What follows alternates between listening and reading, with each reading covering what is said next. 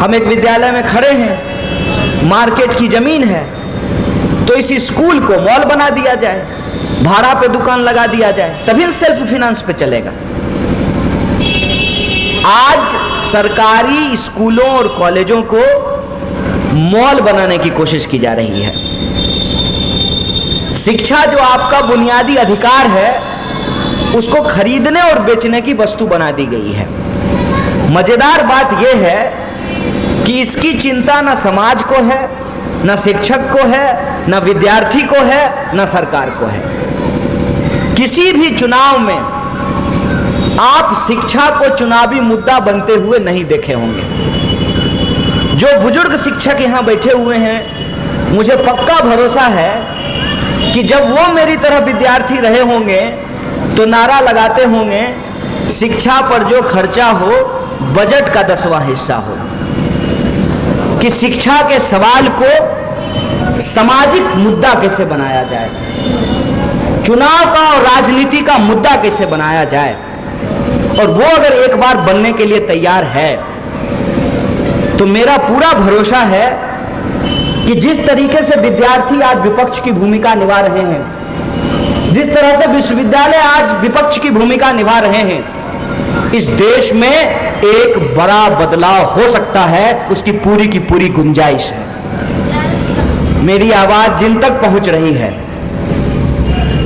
शिक्षा को लेकर के आप सब लोग जो एक तरफ महसूस कर रहे हैं, मैं आप सभी नागरिकों का हार्दिक अभिनंदन करता हूं और इस विचार गोष्ठी को आयोजित करने के लिए हमारे शिक्षक साथियों को बहुत बहुत आभार व्यक्त करता हूं।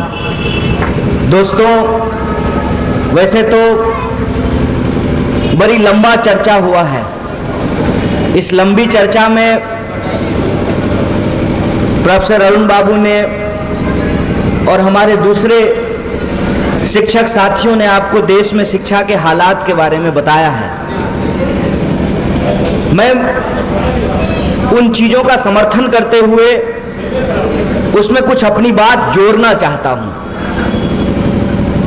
सबसे महत्वपूर्ण सवाल यह है कि समाज में जिस तरीके से परिवर्तन हुआ है, स्वाभाविक रूप से शिक्षा और शिक्षा व्यवस्था में भी बदलाव हुआ है।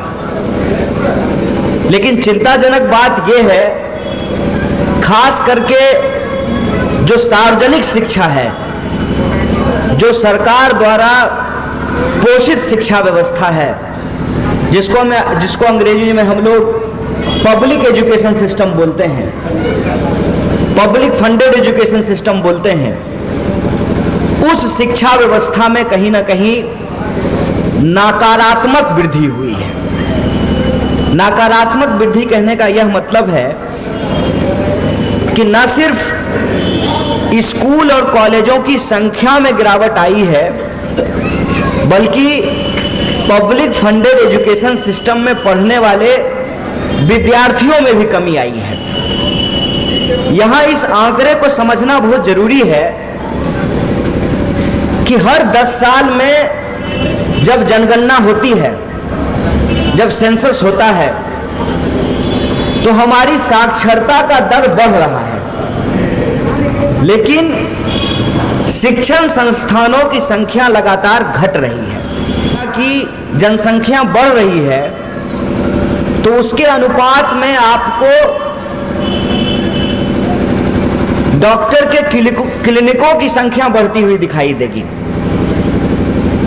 घरों की संख्या बढ़ती हुई दिखाई देगी, बस्तियां चौड़ी होती जा रही हैं, लेकिन पब्लिक फंडेड एजुकेशन सिस्टम जो है वो लगातार सिकुड़ रहा है। तो यह जो संख्या बढ़ रही है, उस संख्या के अनुपात में जब डॉक्टरों की संख्या बढ़ रही है, क्लिनिकों की संख्या बढ़ रही है, तो स्वाभाविक रूप से पढ़ने के लिए जब साक्षरता बढ़ रही है तो लोग कहीं ना कहीं तो जाते होंगे। प्रश्न है कि वो कहाँ जाते हैं। आप देखेंगे सुदूर देहात के गांवों में भी निजी स्कूल लगातार बढ़ रहे हैं। अब यहां एक बात समझने की जरूरत है कि जब एक तरफ निजी स्कूल लगातार बढ़ रहे हैं, ठीक उसी वक्त सरकार यह क्यों कह रही है कि जो पब्लिक फंडेड एजुकेशन सिस्टम है, सरकार के पैसे पे, माने हमारे और आपके पैसे पे चलने वाला, हमारे और आपके टैक्स के पैसे पे चलने वाला स्कूल, विद्यालय, महाविद्यालय और विश्वविद्यालय अब सरकार के द्वारा दिए जा रहे पैसों या अनुदानों पर नहीं चलेंगे। उसके लिए एक नया शब्द निकाला गया है, कहा गया है कि अब सेल्फ फाइनेंस जनरेट कीजिए। अब ये सेल्फ फाइनेंस जनरेट करने का क्या मतलब है? कभी कभी बचपन में मुझे एक चीज याद आती है कि घर में कुछ बनता था तो कुछ की रुचि होती थी, कुछ की रुचि नहीं होती थी। कुछ लोगों को जीरा का तड़का लगाया हुआ दाल पसंद है, कुछ लोगों को जीरा का तड़का लगाया हुआ दाल नहीं पसंद है। किसी को कद्दू का सब्जी पसंद है, किसी को गोभी का सब्जी पसंद है। तो मेरे पसंद का खाना जब नहीं बनता था तो हम बड़ा तुनुक मिजाजी तौर पे माँ को कहते थे कि नहीं खाएंगे। तो माँ कहती है ठीक है मत खाओ, अपने से कमा लो, फिर जो खाने का मन है वो खाना। तो फिर मन में लगता था कि अपने से तो कमा नहीं सकते हैं, तो जो घर में बना हुआ होता था मन मार करके वही खा लेते थे। ये मैं आपको परिवार में अभिभावक और बच्चे के एक संबंध को यहां पर रख रहा हूं। अब सरकार को भी यदि आप अभिभावक के तौर पे देखते हैं तो सरकारी संस्थान उसके बच्चे की तरह होते हैं। लेकिन सरकार सरकारी कंपनियों के साथ, सरकारी शिक्षा व्यवस्था के साथ, सरकारी स्वास्थ्य व्यवस्था के साथ और सरकारी क्षेत्र की वो तमाम चीजों के साथ क्या बर्ताव करती है, इसको समझना बहुत जरूरी है। शिक्षा की जो समस्या है उसको समझने के लिए जो हमारे जीवन की दूसरी समस्याएं हैं उसको समझना पहले ज्यादा जरूरी है। एक उदाहरण के तौर पे आप देखेंगे कि जब आप मोटरसाइकिल खरीदते हैं या कार खरीदते हैं तो उसका रजिस्ट्रेशन होता है। अखबार में भी जब विज्ञापन दिया जाता है तो लिखा जाता है on road price. On road price कहने का क्या मतलब है कि शोरूम में कुछ और प्राइस है और गाड़ी जब शोरूम से निकल करके रोड पे पहुंचेगी तो उसका प्राइस कुछ और हो जाएगा। तो उसमें क्या जुड़ता है? उसमें इंश्योरेंस जुड़ेगा, रजिस्ट्रेशन का चार्ज जुड़ेगा और रोड टैक्स जुड़ेगा। तो जब आप गाड़ी खरीदते हैं तब आप रोड टैक्स देते हैं, लेकिन आप हमको बताइए कि कोई भी ऐसा रोड है, खास करके एनएच, जहां बिना टोल टैक्स दिए हुए आप यात्रा कर सकते हैं? तो एक तरफ जब आप गाड़ी खरीद रहे होते हैं तब भी रोड टैक्स दे रहे होते हैं और शहर शहर आपसे टोल टैक्स भी वसूला जा रहा है। प्रश्न यह है कि यह पैसा कहां जा रहा है, इस पैसे का क्या हो रहा है? दूसरी तरफ आप सब लोग जो टैक्स देते हैं, शिक्षा पर खर्च करने के लिए सरकार अलग से टैक्स लेती है, स्वास्थ्य पे खर्च करने के लिए सरकार अलग से टैक्स लेती है। शिक्षा पे खर्च करने के लिए पिछले साल जो सरकार ने टैक्स वसूला है उसकी संख्या है लगभग 87,000 करोड़ रुपया। 87,000 करोड़ रुपया। एक तरफ जब सरकार 87,000 करोड़ रुपया देश की जनता से वसूल ली है तो फिर सरकारी संस्थानों को यह क्यों कह रही है कि आप सेल्फ फाइनेंस के मॉडल पे स्कूल को चलाइए? अब सेल्फ फाइनेंस के मॉडल पे स्कूल कैसे चलेगा? हम एक विद्यालय में खड़े हैं, मार्केट की जमीन है, तो इस स्कूल को मॉल बना दिया जाए, भाड़ा पे दुकान लगा दिया जाए, तभी सेल्फ फाइनेंस पे चलेगा। आज सरकारी स्कूलों और कॉलेजों को मॉल बनाने की कोशिश की जा रही है। शिक्षा जो आपका बुनियादी अधिकार है, उसको खरीदने और बेचने की वस्तु बना दी गई है। मजेदार बात यह है कि इसकी चिंता न समाज को है, न शिक्षक को है, न विद्यार्थी को है, न सरकार को है। किसी भी चुनाव में आप शिक्षा को चुनावी मुद्दा बनते हुए नहीं देखे होंगे।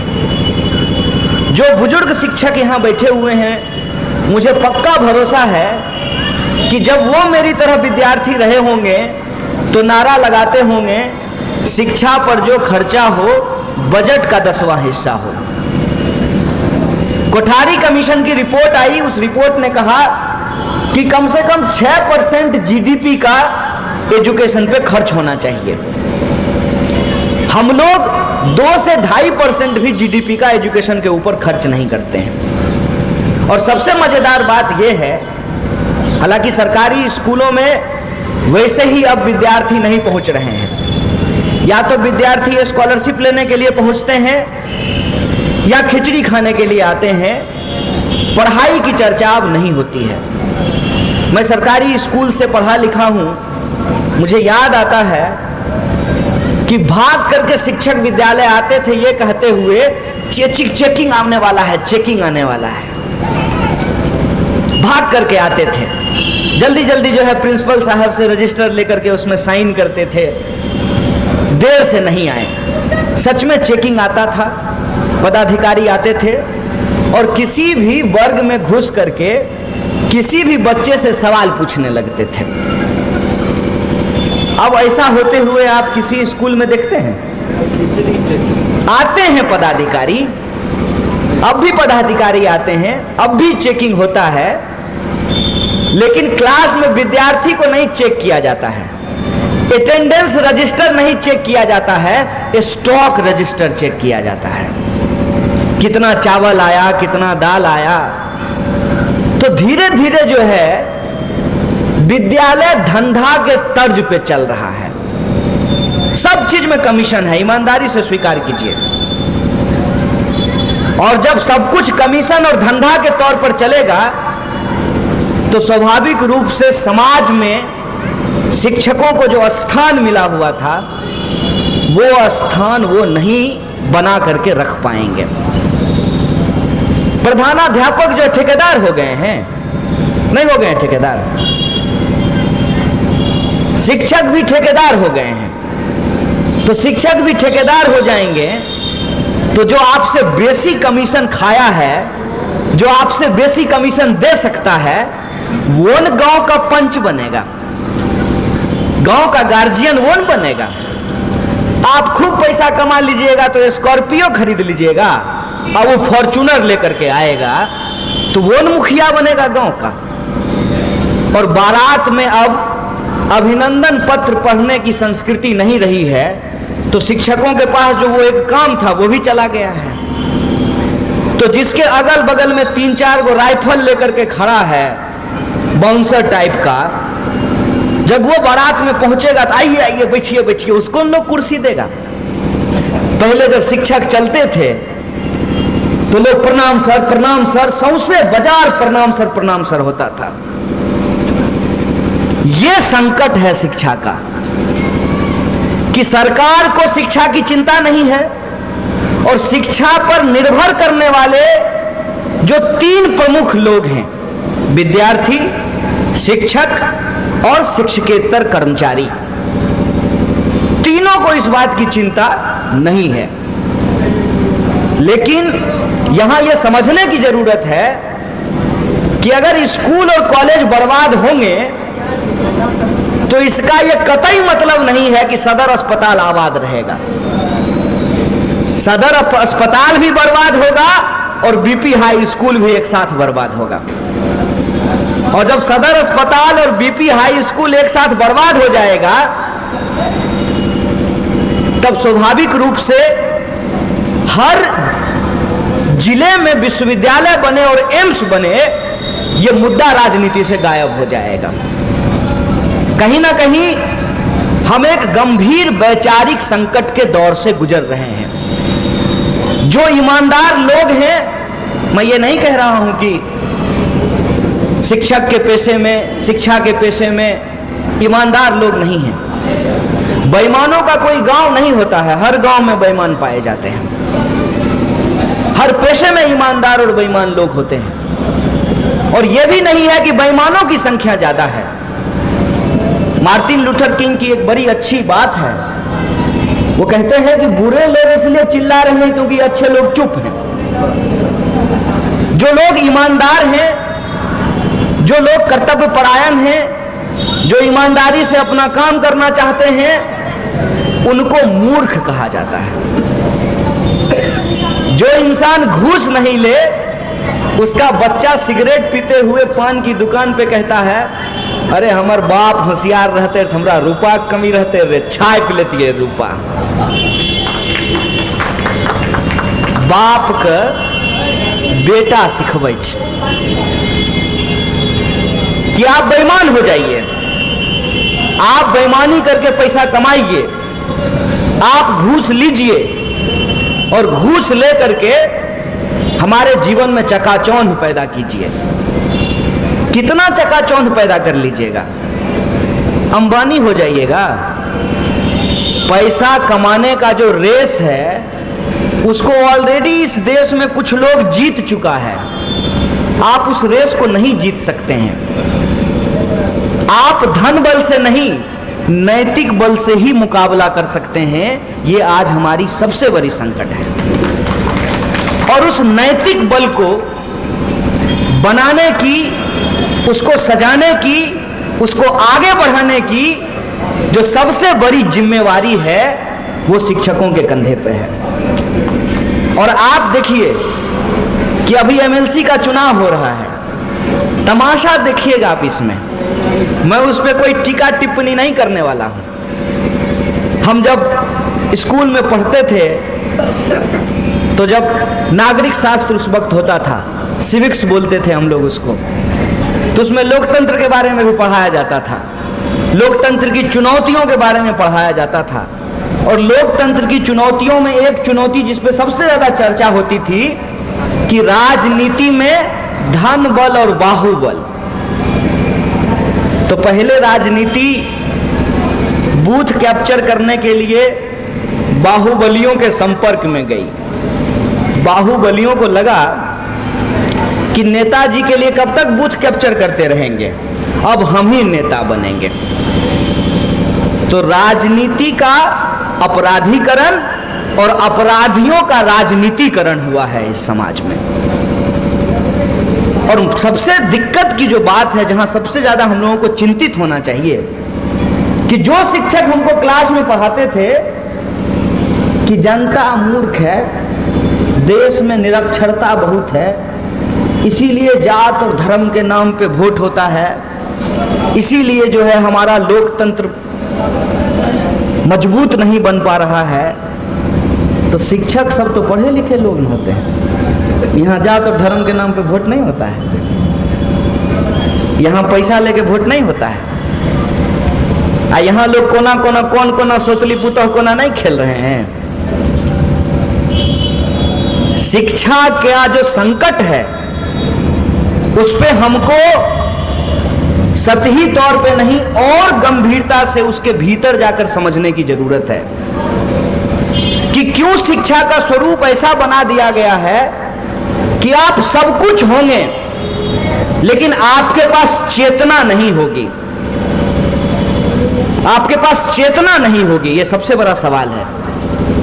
लोगों के भीतर जो वैज्ञानिकता थी उस वैज्ञानिकता को समाप्त किया जा रहा है। नैतिक बल के आधार पे सत्ता से सवाल पूछने की जो हिम्मत थी उस हिम्मत को तोड़ा जा रहा है।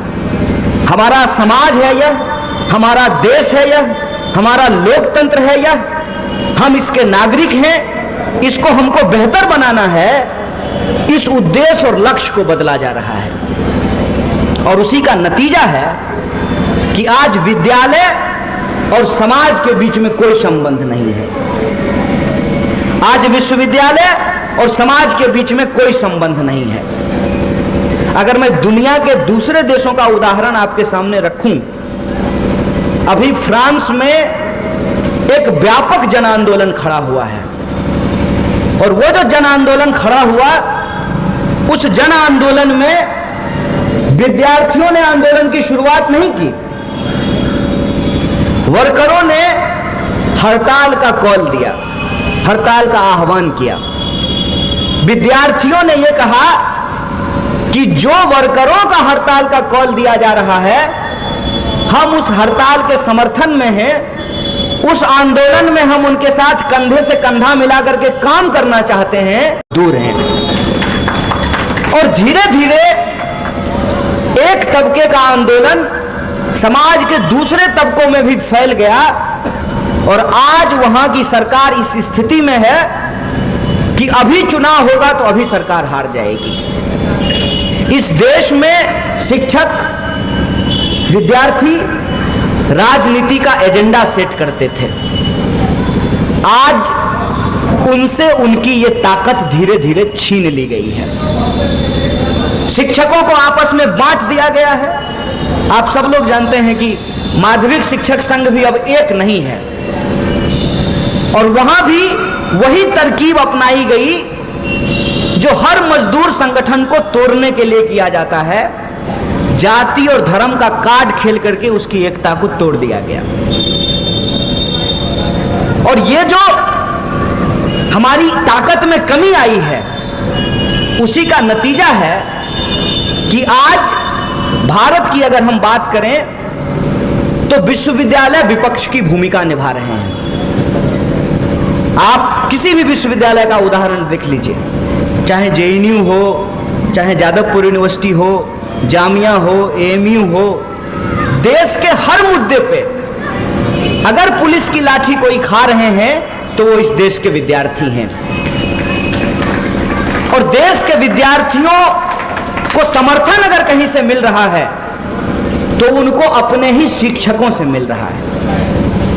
आप देख लीजिए कि दिल्ली के भीतर एक तरफ दिल्ली विश्वविद्यालय के शिक्षक बारिश में पन्नी ओढ़ करके आंदोलन कर रहे हैं और दूसरी तरफ जेएनयू के विद्यार्थी बारिश में पन्नी ओढ़ करके आंदोलन कर रहे हैं। लेकिन समाज में जिस तरीके से उसकी चर्चा होनी चाहिए, समाज में उसको जिस तरीके से समर्थन मिलना चाहिए, वो समर्थन उसको प्राप्त नहीं है।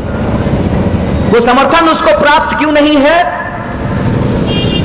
दिल्ली का आंदोलन तब मजबूत होता जब वो आंदोलन जीडी कॉलेज में भी हो रहा होता। केंद्रीय विश्वविद्यालय जो हैं, वहां से विरोध के कुछ कुछ स्वर तो उठते हैं, लेकिन वो स्वर हमारे देश के सुदूर गांव और देहातों के कॉलेज तक नहीं पहुंच पाता है। क्यों? क्योंकि समाज और शिक्षण संस्थान अलग हो चुके हैं। बेगूसराय में अगर लोगों की यह चिंता नहीं है, सभ्य नागरिक समाज का अगर यह मुद्दा नहीं है कि जीडी कॉलेज में दक्ष शिक्षक क्यों हैं, रिक्त पदों पर शिक्षकों की बहाली क्यों नहीं हो रही है, क्लास नियमित क्यों नहीं लिया जाता है, विद्यालय के भवन का निर्माण क्यों नहीं हुआ है, विद्यालय में शौचालय की अच्छी व्यवस्था क्यों नहीं है, विद्यार्थी विद्यालय में आते हैं कि नहीं आते हैं, स्कूल खाली बाराती रुकवाल होते हो, बियाह होते तो बाराती रुक जेते स्कूल में बस, और स्कूल की कोई भूमिका नहीं है समाज में। ये संबंध को जब तक हम लोग पुनर्जीवित नहीं करेंगे, आप याद कीजिए बहुत सारे जो हाई स्कूल हैं उसके सामने में लिखा रहता है राजकीयकृत। ये राजकीयकृत क्या है? राजकीयकृत मतलब यह है कि बाद में उसका सरकारीकरण हुआ है। पहले समाज ने अपने स्तर पर इनिशिएटिव लेकर के, प्रयास लेकर के स्कूल को चलाना शुरू किया और बाद में सरकार ने उसको अपने अधीन किया। ऐसा कोई उदाहरण अब देखने को मिल रहा है? ऐसा कोई उदाहरण अगर हमको देखने को नहीं मिल रहा है, इसका मतलब यह है कि समाज शिक्षा के लिए गंभीर नहीं है। सबको अपनी अपनी शिक्षा की चिंता हो रही है। अगर शिक्षा की चिंता नहीं हो रही होती तो आप हमको बताइए कि गली मोहल्लों में नए नए विद्यालय नहीं खुल रहे होते। उसकी चिंता हो रही है, लेकिन नीतिगत सवाल पे, सामूहिक तौर पे, सामाजिक तौर पे शिक्षा को बेहतर करने का कोई प्रयास किया जाए, इस चेतना को मार दिया गया है। और उसी का नतीजा है कि आप देखेंगे कि व्यक्तिगत लाभ किससे हो सकता है, उसको समर्थन दिया जाता है, उसका विरोध किया जाता है। चुनाव में भी लोग यही तरीका अपनाते हैं कि जिस उम्मीदवार से हमारा व्यक्तिगत संबंध है, हमारा व्यक्तिगत जुड़ाव है, उसको हम समर्थन करेंगे। लेकिन इस बात को हम भूल जाएंगे कि जनप्रतिनिधियों का चुनाव एक व्यक्ति के जीवन को बेहतर करने के लिए नहीं, बल्कि समाज को नीतिगत तौर पर बेहतर करने के लिए किया जाना चाहिए। यह लोकतंत्र की सबसे बुनियादी चीज है। हो सकता है कि अगर किसी जनप्रतिनिधि की हम बात करें तो वो थाना में आपका पैरवी नहीं करा पाए, वो किसी डॉक्टर के पास आपका फीस नहीं कम करवा पाए, लेकिन अगर किसी के पास वैचारिक स्पष्टता होगी, नीतिगत स्पष्टता होगी, तो इन चीजों की समस्या ही समाज में नहीं उत्पन्न हो, इसके लिए वो लड़ाई लड़ पाएगा। ये समझ धीरे धीरे समाज से समाप्त होता जा रहा है। उसी का नतीजा देखेंगे कि जो मुख्य धारा की राजनीति की समस्याएं थी, शिक्षा से जुड़े हुए जो प्रतिनिधि चुने जाते हैं, वो समस्या उनके भीतर भी घर करता जा रहा है। और जिस तरीके से एमपी एमएलए के चुनाव की प्रक्रियाएं होती थी, वही प्रक्रिया जो है अब शिक्षक निर्वाचन क्षेत्र से भी प्रतिनिधि को चुनने के लिए अपनाया जा रहा है। स्वाभाविक रूप से जिसके पास व्यक्तिगत नेटवर्क है, जिसके पास पैसा का नेटवर्क है, जिसके पास हैंड्स हैं, क्योंकि हैंड्स तो व्यक्तिगत संबंधों के आधार पर तैयार किया गया है, विचारधारा, सिद्धांत, नीति, नैतिकता, इन चीजों पे तो तैयार किया नहीं गया है। जो पैसा खर्च कर पाएगा वो आपका प्रतिनिधि बन जाएगा। तो वो अगर आपका प्रतिनिधि बन जाएगा तो आप फिर किस मुंह से आम नागरिकों को कहेंगे कि जनते मूर्ख छे? तब कहता नहीं गुरुजी तो हम मूर्ख छो, खाली जनते मूर्ख छे, हमें जनता छिए तो कहां से लोगन तहु यह समाज में रहे छो। ये जो हमारे भीतर एक समस्या पैदा हो गई है कि अपने से अलग करके हम हर चीज पे बात करते हैं, इस पे काम नहीं चलेगा। सबसे पहले खुद की निर्मम आलोचना करनी पड़ेगी, खुद की निर्मम आलोचना।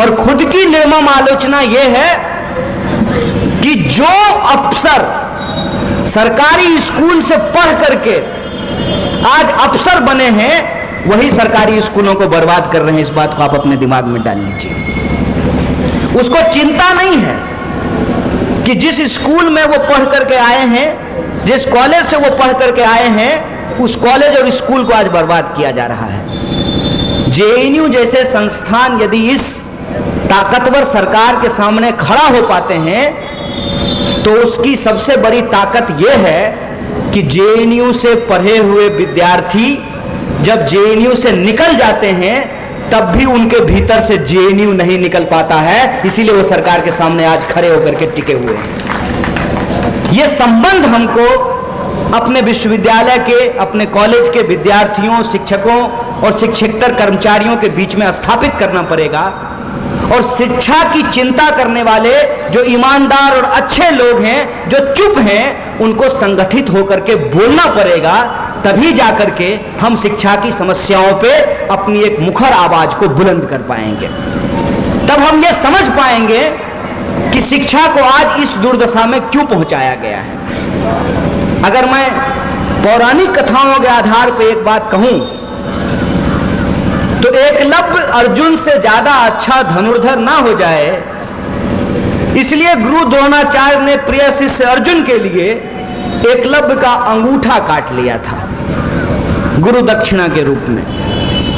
आज एकलव्य अर्जुन से ज्यादा अच्छा डॉक्टर ना बन जाए, ज्यादा अच्छा वैज्ञानिक ना बन जाए, ज्यादा अच्छा इंजीनियर ना बन जाए, ज्यादा अच्छा टीचर ना बन जाए, ज्यादा अच्छा लीडर ना बन जाए, ज्यादा अच्छा कलेक्टर ना बन जाए। इसीलिए सरकारी विश्वविद्यालयों की फीस बढ़ा दी जा रही है। इस बात को आप समझ लीजिए। और ये जो सेल्फ फिनांस मॉडल है, ये सेल्फ फिनांस मॉडल यही है कि जिसके पास पैसा होगा वो पढ़ेगा और जिसके पास पैसा नहीं होगा वो नहीं पढ़ेगा। पहले ही इस देश के सरकारी स्कूलों को तबाह कर दिया गया, सरकारी विद्यालयों को तबाह कर दिया गया, सरकारी महाविद्यालयों को तबाह किया गया, सरकारी विश्वविद्यालयों को तबाह किया गया। राज्य स्तरीय विश्वविद्यालय पहले ही बर्बाद कर दिए जा चुके थे। अब बारी आई है कि केंद्रीय विश्वविद्यालयों को भी बर्बाद किया जा रहा है।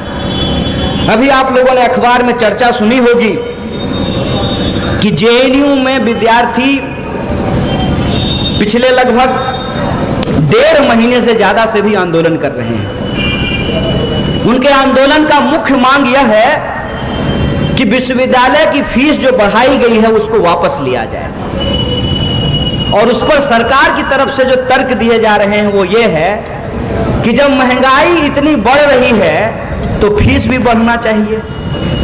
मतलब सोच रहे हैं, बीमारी अगर बढ़ रही है तो अस्पताल नहीं बढ़ना चाहिए, डॉक्टर साहब का फीस बढ़ जाना चाहिए। ये कैसा इलाज है? इस इलाज के बारे में आप सोचिए कि महंगाई अगर बढ़ रही है तो सरकारी विद्यालयों और विश्वविद्यालयों की फीस कम होनी चाहिए। कि जब प्याज 20 रुपये किलो खरीदना पड़ रहा था, आज 150 रुपये किलो खरीदना पड़ रहा है, तो कम से कम पढ़ाई पे खर्चा ना करना पड़े, खाने पीने पे खर्च करेंगे। पढ़ाई लोगों को फ्री में मिलना चाहिए, क्योंकि संविधान कहता है कि हर इंसान का, हर नागरिक का शिक्षा एक बुनियादी अधिकार है।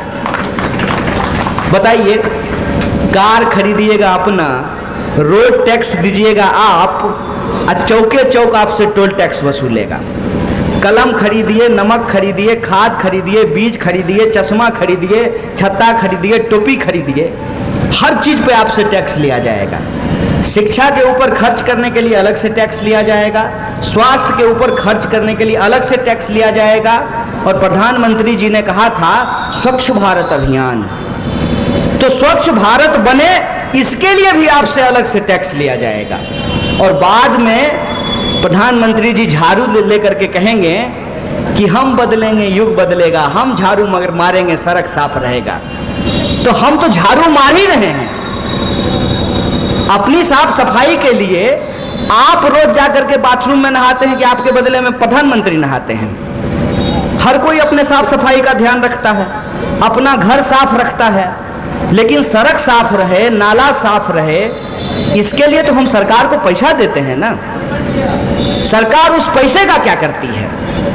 हमारे बच्चों को सस्ती और गुणवत्तापूर्ण शिक्षा मिले, इसके लिए तो हम सरकार को पैसा देते हैं ना। उस पैसे का सरकार क्या करती है? सस्ती और बेहतर इलाज मिले, उसके लिए हम सरकार को टैक्स देते हैं। तो अगर इलाज सरकार नहीं दे रही है तो उस पैसे का सरकार क्या करती है? उस पैसे का सरकार अपने दोस्तों के ऊपर दोनों हाथ से लुटाती है। इश्क में, मोहब्बत में। कोई 9,000 करोड़ लेकर के भाग जाएगा, कोई 1 लाख करोड़ लेकर के भाग जाएगा, कोई 40,00,000 करोड़ लेकर के भाग जाएगा। देश की चिंता यह होनी चाहिए कि देश छोड़ करके कौन भाग रहा है। सरकार इस पे चिंतित है कि कौन देश में आ रहा है। नया कानून आया है ना कि कौन कौन देश में आया है, इसको पहचाना जाएगा। हम तो कहते हैं कि पहले तो ये पहचानना चाहिए ना कि कौन कौन देश से भागा है। अब एक बाबा भागे हैं, कुछ 1-8 लाख करोड़ लेकर के वो भी गए हैं, और एक नया द्वीप खरीद लिए हैं जिसका नाम रखे हैं कैलासा। कहते हैं कि इसके राजा हम ही हैं, इसके भगवान हम ही हैं, और यहाँ के कानून हम ही हैं। ये 21वीं सदी में इस देश में, इस दुनिया में हो रहा है। देश का पैसा कौन लेकर के भाग रहा है, इसकी चिंता सरकार को नहीं है। और कितनी चालाकी से सरकार हमारे दिमाग में ये बात बिठा दी है, सब काम सरकारें करते, जनता जब तक जागरूक नहीं होता है तब तक सरकार की कर लेता है, बोलते बोलते पान की पिड़की रोड पर थोक दिलखिन जागरूक जनता। धीरे धीरे धीरे धीरे इस बात को हमारे दिमाग में बिठा दिया गया। तो मेरा एक सिंपल प्रश्न है कि अगर हम स्कूल पर अपना पैसा खर्च करेंगे, अस्पताल पर अपना पैसा खर्च करेंगे, रोड पर टैक्स हम देंगे, रेल पर टैक्स हम देंगे, सिनेमा देखने जाएंगे तो मनोरंजन कर देंगे, हर चीज पे हम टैक्स देंगे, तो सरकार क्या करेगी? सरकार योगा दिवस के दिन कपालभाति करने के लिए थोड़ी चुने थे, सरकार का भी तो कुछ काम था ना। और सरकार क्या कर रही है, यह प्रश्न है। अगर सरकारी अस्पताल नहीं होना चाहिए, सरकारी स्कूल नहीं होना चाहिए, सरकारी विश्वविद्यालय नहीं होना चाहिए, तो काम नहीं करने वाली निकम्मी संसद लेकर के हम लोग क्या करेंगे? बोलिए, सरकारी प्रधानमंत्री फिर हमको क्यों चाहिए? हम अपने कार पर भी पैसा खर्च करें और प्रधानमंत्री के चढ़ने के लिए कार भी हमारे पैसे से ही खरीदा जाए, मुख्यमंत्री के चढ़ने के लिए हवाई जहाज भी हमारे पैसे से ही खरीदा जाए।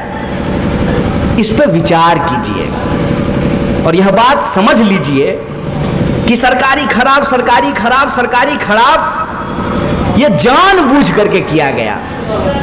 अगर यह नहीं किया जाता तो आपके पॉकेट से पैसा नहीं चूसा जा सकता था। बीएसएनएल अगर भाई साहब नहीं लगेगा, नहीं बनेगा, तो जियो धन धनाधन कैसे होगा? इस पे आप हमको विचार करके बताइए।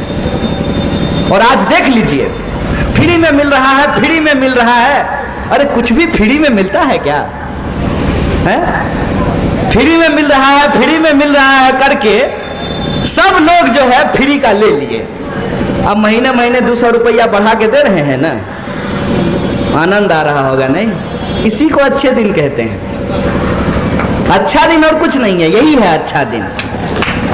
अच्छा दिन यही है कि अच्छे अच्छे शब्दों का इस्तेमाल किया जाएगा आपके लिए। याद कीजिए, 90 में एक शब्द आया था, उदारवाद। ऐसा लगता था कि जो लोग उदारवाद का विरोध कर रहे हैं वो बड़ा कंजर्वेटिव आदमी है, कट्टरवादी लोग हैं। उदारवाद की चर्चा की गई थी। हैं? क्या है उदारवादी होने का मतलब? उदारवादी होने का मतलब यही है कि बकरी मेमियाते हुए बाघ के पास कहे और कहे कि हम बड़ा उदार हैं, हमको खा लीजिए, हम नहीं भागेंगे।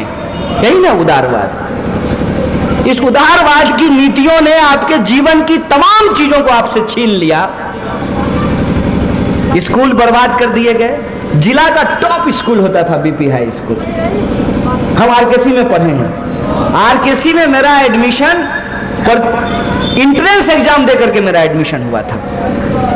अचानक से लोगों को लगा कि ना, सरकारी जगहों पे ठीक से काम होता ही नहीं है। तो एक बात हमको बताइए कि देश का सबसे बेहतरीन अस्पताल कौन सा है? Fortis, Apollo, AIIMS. जब सारा माल सोख लेगा ना आपका, तब कहेगा कि ये जो है संभरने वाला केस नहीं है, इसको एम्स ले जाइए। सबसे बेहतरीन अस्पताल एम्स है। और जिस जेएनयू को हम लोग पानी पी पी करके गाली देते हैं, उस जेएनयू के बारे में आपको बता देते हैं। तीसरा साल भी उसको राष्ट्रपति का बेस्ट यूनिवर्सिटी का पुरस्कार मिला है इस साल भी।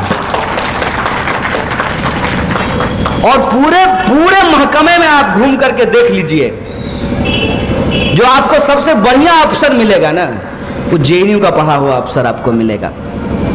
और जो सरकार उस विश्वविद्यालय के बारे में इतना बदनामी कर रही है, उस सरकार को भी सरकार चलाने के लिए 2-2 मंत्री की जरूरत है, जिसको जेएनयू से लिया गया है। विदेश मंत्री और वित्त मंत्री दोनों जेएनयू के विद्यार्थी रहे हैं। क्यों हमारे दिमाग में यह बात पाली गई?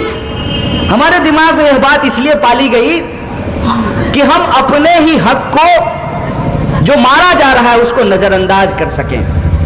अंग्रेजी का एक बड़ा मशहूर फ्रेज है कि कुल्हाड़ी जब पेड़ को काट रहा था तो 2 पेड़ आपस में बात कर रहे थे। कट भरे कुल्हाड़ी से रहे हैं, लेकिन उसमें भी बेट तो लकड़ी का ही लगा हुआ है ना। ये बड़ा अंग्रेजी का मशहूर फ्रेज है। आज शिक्षा के क्षेत्र में जो जुड़े हुए लोग हैं,